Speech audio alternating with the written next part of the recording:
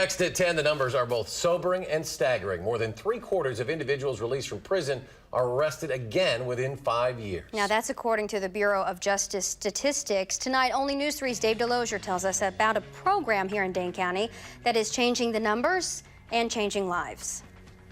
Your choice. It's powerful. In one room, on one night, they will decide. Boy, everything from sexual assault to homicide, Each with a history. aggravated batteries, shootings, weapon offenses. In this room, they will choose. This is their last chance to make a change. And what we're basically telling them, if you put it in a nutshell, is your choice is simple. Either we'll stop your violence, or you make choices to stop your violence. We hope that you will listen. Fittingly, they call this the notification. It was shocking. Identified by a committee, they represent the most violent offenders in the community, and they've done time. I did 12 and a half years for robbery and obstructing an officer. And now their time is up. And they're told that when their name comes across, they are going to be treated very, very differently than they were before.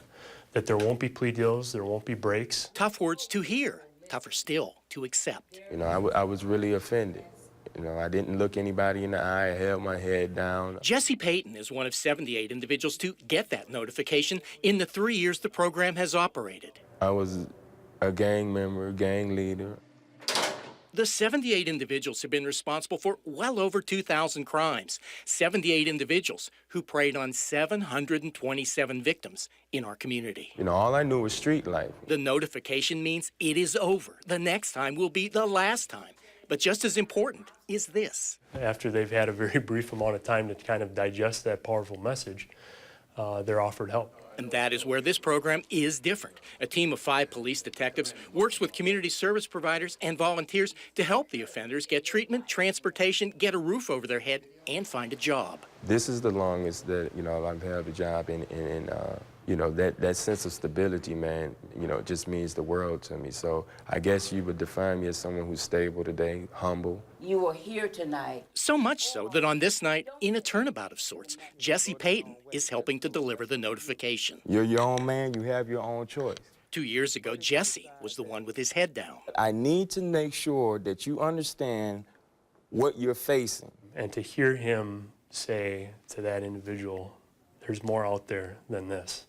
There's something better out there in this life than this. I know that he's turned that corner. And Jesse Payton isn't the only one. But out of 78, we're at 22 right now that have gone back. A 28% recidivism rate compared to a national rate of more than 77%. What that means to victims is this. Prior to notification, like I said, these 78 individuals, 727 victims, individual victims.